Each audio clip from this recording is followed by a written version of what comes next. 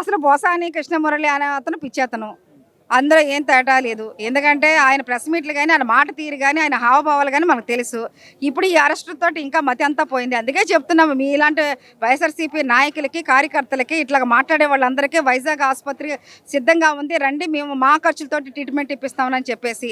ఇకపోతే ఇంక నువ్వు ఇంకా మాట్లాడటం అనేది కరెక్ట్ కాదు పోసాని కృష్ణమురళి. నీ పని అయిపోయింది. అలాగే మీ కార్యకర్తలది కూడా అయిపోయింది. మీ నాయకులది అయిపోయింది.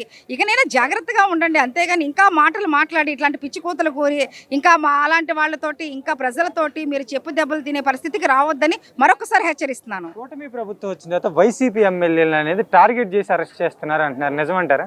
ఎవరండి టార్గెట్ చేసి అరెస్ట్ చేసేది? అంత అవసరం ఉందా? టార్గెట్ చేసి అరెస్ట్ చేస్తే మీరు ప్రూవ్ చేసుకోండి. చట్టాలు అనేవి ఉన్నాయి. పోలీసు వ్యవస్థ అంటే చట్టాలు, సుప్రీంకోర్టు తీర్పుల్ని కాదని, నువ్వు న్యాయస్థానాలని కాదని మమ్మల్ని ఇట్లాగా ఏంటి అరెస్ట్ చేస్తున్నారు, అక్రమ అరెస్టులని చెప్తున్నారు. అక్రమ అరెస్టులు అయితే కనుక మీరు ఫైట్ చేసుకోండి. మీ దగ్గర బలగా ఉంది, ప్రజలు నా వెంట ఉన్నారు, మాకు ఇంకా ప్రజల అండదండలు ఉన్నాయంటున్నారు కదా. మరి మీరు ఆ అండదండలతోటి మీ నాయకత్వంతో మీరు కనుక ఏమి చేయలేదు, మీ మీద అక్రమ అరెస్టులు చేస్తున్నారు కావాలని అనుకుంటే కనుక ప్రూవ్ చేసుకోండి, ఎదిరించండి. మీకు మీరు ప్రూవ్ చేసుకోని ప్రజల కష్టాలని వాళ్ళని మీరు ఏమని మాట్లాడతారు? అవసరమైతే మీరు అట్లాంటి మాట్లాడిన కానీ ఇలా చట్టాల ముందు మీరు అర్థం చేసుకోండి. చట్టాలు అంటే ఏంటి, లా అంటే ఏంటి, సెక్షన్ అంటే ఏంటి, మనం ఏ తప్పు చేస్తే ఏ సెక్షన్ పడితే లా అండ్ ఆర్డర్ ఏంటో కూడా తెలుసుకోవాలని చెప్పేసి అసలు ఎలా తెలుసుకోకుండా మీరు ఇన్నాళ్ళు అసెంబ్లీలో ఉన్నారు, ఎలా ముఖ్యమంత్రి అయ్యారు, ఎలా ఎమ్మెల్యే అయ్యారు?